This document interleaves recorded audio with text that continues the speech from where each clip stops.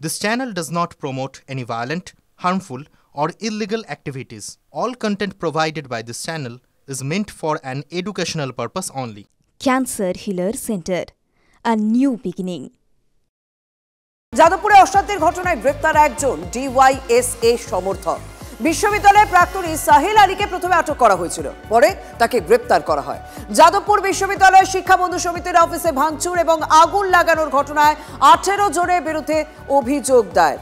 এই 18 জনেরই একজন এই সাহিল। আমাদের সঙ্গে রয়েছেন সহকর্মী সুমন। সুমনের সঙ্গে কথা বলবো। সুমন, যাদবপুর মেধা তালিকার দিক থেকে বারবার সংবাদ শিরোনামে আসে, কিন্তু যাদবপুর এই রাজনৈতিক অশান্তি, রাজনৈতিক সংঘর্ষের দিক থেকেও বারবার সংবাদ শিরোনামে আসতে দেখেছি। এই যাকে গ্রেপ্তার করা হয়েছে, এই গ্রেপ্তার যাকে করা হয়েছে, তার পরিচয় কি? মোহাম্মদ সাহিল আলী যাদবপুর বিশ্ববিদ্যালয়ের প্রাক্তনী এবং ডাইসা অর্থাৎ ডেমোক্রেটিক ইউথ স্টুডেন্টস অ্যাসোসিয়েশন এই সংগঠনের সঙ্গে যুক্ত। যেটা জানা যাচ্ছে, সারা বাংলা তৃণমূল শিক্ষাবন্ধু সমিতির যে অফিস ভাঙচুর এবং অগ্নিসংযোগের ঘটনায় যে এফআইআর করা হয়েছে বিনয় সিংয়ের তরফে, সেখানেই নাম ছিল এই মোহাম্মদ সাহিল আলীর। তাকে কালকে রাত্রিবেলা বিজয়গড় থেকে সাদা পোশাকের পুলিশ প্রথমে আটক করে এবং পরবর্তীকালে তাকে গ্রেপ্তার করা হয়েছে বলে পুলিশ সূত্রে আমরা জানতে পারছি। যাদবপুর বিশ্ববিদ্যালয়ে এখনও পর্যন্ত একাধিক পক্ষের একাধিক অভিযোগ দায়ের হয়েছে যাদবপুর থানায়। মূলত 5টি এফআইআর হয়েছে, তার ভিত্তিতে তদন্ত চলছে এখনও, এবং সেই তদন্ত থেকে আর কি উঠে আসে। আর মন্ত্রীর গাড়ি সামনে যে পরিস্থিতি তৈরি হয়েছিল, সেখানে বেশ কিছু অধ্যাপক অধ্যাপিকা তারা নিগৃহীত হয়েছেন বলে তারাও কিন্তু পৃথক এফআইআর দায়ের করেছেন। একদম তুমি সুমন আমাদের সঙ্গে থাকো, আরো আপডেট বেশ কিছু নেব, কারণ আরো কর্মসূচি রয়েছে, সেই সমস্ত আপডেট আমরা দর্শকদের সামনে তুলে ধরবো। তবে ওই যে কথাটা বলছিল আমার সহকর্মী সুমন, অভিযোগ পাল্টা অভিযোগে আজও রীতিমতো উত্তপ্ত রয়েছে যাদবপুর বিশ্ববিদ্যালয়। দু তরফে যাদবপুর থানায় 5টি অভিযোগও দায়ের হয়েছে। সাদা পোশাকে বিক্ষোভকারীদের ধরপাকড় করছে পুলিশ। অভিযোগ বাম ছাত্র সংগঠনের। ক্যাম্পাসে বহিরাগত তৃণমূল ছাত্র পরিষদ নেতাদের ঢুকিয়েছিল ওয়েবকুপা, এই অভিযোগ করছে এসএফআই। বাম ছাত্ররাও বহিরাগতদের এনেছিল, পাল্টা অভিযোগ ওয়েবকুপার। বিশ্ববিদ্যালয়ের তরফে এখনো পর্যন্ত কোনো রকম অভিযোগ দায়ের হয়নি। গতকালের অশান্তিতে ফের প্রশ্নে বিশ্ববিদ্যালয় কর্তৃপক্ষের ভূমিকা। কেন হাতের বাইরে চলে গেল পরিস্থিতি? এত বড় অনুষ্ঠানে মাত্র 15 জন নিরাপত্তা কর্মী, কারণ আগে থেকেই বোঝা যাচ্ছিল একটা অশান্তির আঁচ ছড়াতে পারে। সেক্ষেত্রেই বিশ্ববিদ্যালয়ের ভূমিকা নিয়ে প্রশ্ন উঠছে, কেন অশান্তির আঁচ যেহেতু আগে থেকেই করা গিয়েছিল, প্রয়োজনীয় পদক্ষেপ করতে পারল না কর্তৃপক্ষ? এই প্রশ্ন বারবার উঠছে। যাদবপুর বিশ্ববিদ্যালয়ে প্রাপ্ত বসু আজকে ঢুকলেন পরিকল্পিতভাবে ঝামেলা পাকানোর জন্য। এটা এর থেকে আরও ভালোভাবে বোঝা যায়, টিএমসিপির নেতা মধ্যমগ্রামে সে বিশ্ববিদ্যালয়ের ভেতরে প্রাপ্ত বসুর সাথে কি করতে ঢুকেছিল। কলকাতা বিশ্ববিদ্যালয়ের নেতা, দক্ষিণ কলকাতার একাধিক কলেজের নেতারা, টিএমসিপির নেতা, তারা কি করতে যাদবপুর বিশ্ববিদ্যালয়ের মধ্যে ঢুকছে?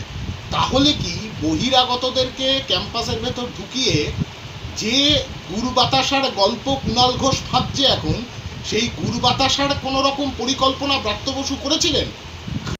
আমরা তাদের অভিযোগ পাল্টা অভিযোগ তো অবশ্যই শুনছে, কিন্তু এই যে ওয়েবকুপার পক্ষ থেকেও বলা হচ্ছে যে এসএফআই বহিরাগতদের ঢুকিয়েছিল, এবং এসএফআই এর পক্ষ থেকে পাল্টা অভিযোগ উঠছে যে ওয়েবকুপা বহিরাগতদের ঢুকিয়েছিল।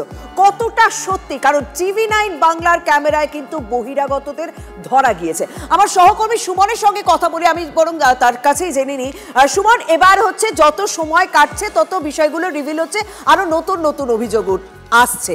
এই বহিরাগত তত্ত্ব কতটা সত্যি? কতজনকে আইডেন্টিফাই করতে পারলাম আমরা?